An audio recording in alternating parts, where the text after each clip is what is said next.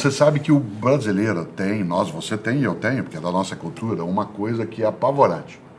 Todo estrangeiro apavora com uma frase que nós dizemos, que é assim: eu vou acabar com a tua raça. Essa expressão, ela é de uma violência. Primeiro que ela é genocida. Ela é genocida. Você já começa a trazer à tona tudo aquilo que é o horror da vida. É possível, mas não é obrigatório. Eu vou acabar com a tua raça significa eu não vou deixar rastro. Eu acho que a vingança, ela é como a ideia da raiva, né? Várias vezes você já leu, né, quanto se disse, é uma frase antiga, não tem autoria definida, que o ódio, por exemplo, é um veneno que você toma desejando que faça mal a outra pessoa. É você que toma, mas você acha que vai fazer mal para o outro. Há uma diferença entre desculpa e perdão. Né? Desculpa é a coisa leve. Isto é, tudo bem, ok, isso não é perdão. Por exemplo, você me ofendeu por qualquer razão, ou fez algo que não deveria fazer, eu te desculpo, mas eu não te perdoo. Isto é, eu continuo convivendo contigo, mas não vou esquecer. O perdão é a promessa do esquecimento. O perdão significa, eu sei, mas eu nunca mais vou lembrar obrigatoriamente, eu não vou trazer isso de novo para a nossa convivência. Nesse sentido, acho que a vingança é a ausência do perdão. E a vingança, em grande medida, como ela não é justiça, né, ela é apenas o troco, ela é apenas o retorno do que não devia, ela não deveria estar nas nossas mãos, porque nós não somos um ser confiável, né, como seres humanos, para fazer tudo que é a justiça. A nossa capacidade de falhar, ela é tão grande que deixar na minha mão ou na tua a capacidade de dar o troco em algo que nós fizeram é meio arriscado. É melhor que a gente crie instituições, né, como é o caso do judiciário, em que a gente organiza as regras em que será feita a justiça sem que ela seja vingança. Porque é tão interessante que às vezes a gente tem a falsa impressão de que se eu me vingar eu vou ser feliz. Então eu faço aquilo, não, agora sim, agora eu dei o troco, agora eu me vinguei, agora eu estou feliz. Não existe essa possibilidade. Não existe isso. Não existe, porque essa ideia, no meu entender, de que você possa ficar satisfeito, né, com a revanche, ela é absolutamente vazia. Né? Agostinho tem uma frase que eu acho maravilhosa, que fala sobre a superficialidade de alguns sentimentos, quando ele diz: não sacia a fome quem lambe pão pintado. Né? Não sacia a fome quem lambe pão pintado. Qual é a satisfação que a vingança oferece? A justiça, sim. Eu gosto de justiça, né? Gosto daquilo que está no lugar quando foi deslocado daquele lugar onde deveria estar, mas da vingança não. Não é que a gente não tenha desejo dela. Seria absolutamente farisaico, né, da minha parte dizer que eu não tenho desejo de vingança. Em vários momentos eu tenho. Isto é, em que eu quero sim dar o troco. E não estou nem pensando, né, só nas relações interpessoais. Né? Como nós somos, como a gente falava antes, um ser que tem memória, e eu às vezes fico imaginando, aquele cara falou aquilo para mim, né? Ou lá na escola, quando um dia alguém fez alguma coisa, você vai ver um dia, você vai ver. Né? Então, eu sou de Londrina, no Paraná, como você sabe, embora eu more, né, na capital paulista há bastante tempo. Tem uma frase de para-choque de caminhão que para mim é suficiente como vingança, que diz assim: na subida você me aperta, na descida nós acerta.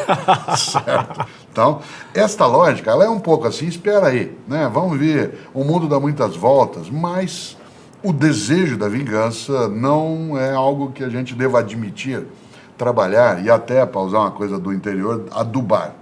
Não dá para ficar adubando isso, porque ele faz mal, ele corrói por dentro. Mesmo. Ele é autofágico, é autodestrutivo. Ô Cortella, uma coisa interessante que eu acho assim, um dos exemplos mais significativos dessa história da não vingança e do perdão é do Mandela, né? Sim, claro. Você pensar um homem que ficou preso quase 30 anos e ele tem poder para se vingar de quem fez aquilo com ele, mas ele escolhe, né? Falando de desejo, pensei em Aristóteles aqui, desejo, escolha, aspiração, ele escolhe não permitir que esse desejo de vingança seja mais forte do que a aspiração que ele tinha de construir um povo Uma das unido, emoções, né, que eu tive na vida foi conhecer Nelson Mandela, pessoalmente.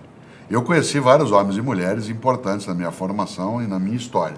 Eu fico honrado de ser humano como Mandela. Eu não sou como Mandela foi, mas eu fico honrado de estarmos na mesma espécie. Na mesma raça humana, né? Na mesma espécie. Na mesma espécie. Mandela veio ao Brasil logo depois que ele foi libertado. E eu tive a honra de também estar, quando ele veio visitar a cidade de São Paulo, eu era secretário de Educação, na prefeitura ele veio visitar, e eu tive a honra, Xalita, de apertar a mão do Nelson Mandela. Você imagine, quando eu apertei a mão do Mandela, as minhas pernas bambearam. Porque eu não estava apertando a mão do homem, eu estava apertando a mão da decência. Não é toda hora que a gente aperta a mão da decência. Você se lembra, ao mencioná-lo, que ele, quando tomou posse como presidente né, da África do Sul, no primeiro governo, logo depois do Apartheid, que ele fez o famoso jantar, né, em que as pessoas recebem aqueles que vão honrá-lo por ser o presidente. Você se lembra que ele convidou para sentar ao lado dele os 2 carcereiros.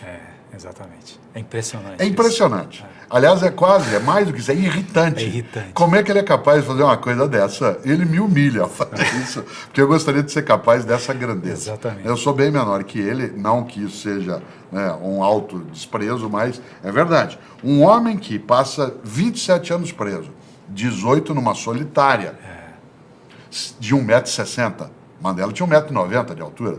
Em 18 anos ele ficou recluso numa pequena jaula, onde ele só saía para ser interrogado e torturado. Advogado, né? Um homem que tinha toda uma trajetória possível, líder na comunidade dele. E ele, para o jantar de posse, em vez de convidar as grandes autoridades, ele chama para sentar um de cada lado os carcereiros. É e ainda ao ser perguntado, diz, é porque eu queria que eles me vissem como um humano. Quer dizer, isso é de uma grandeza. O que faria você ou eu, claro, se a gente passa 27 anos sendo torturado, preso, vitimado, ofendido, né, agredido, e aí você tem em mãos o poder de ser presidente da República. De retribuir tudo, de dar vingar, de dar o troco. De dar o troco. O que ele faz? Ele humaniza a ideia e não se rebaixa. É de uma grandeza imensa. Eu acho que a gente tem poucos homens e mulheres na história que foram capazes de fazer isso com tamanha densidade. Claro, Jesus de Nazaré o fez, né, mas é outra dimensão.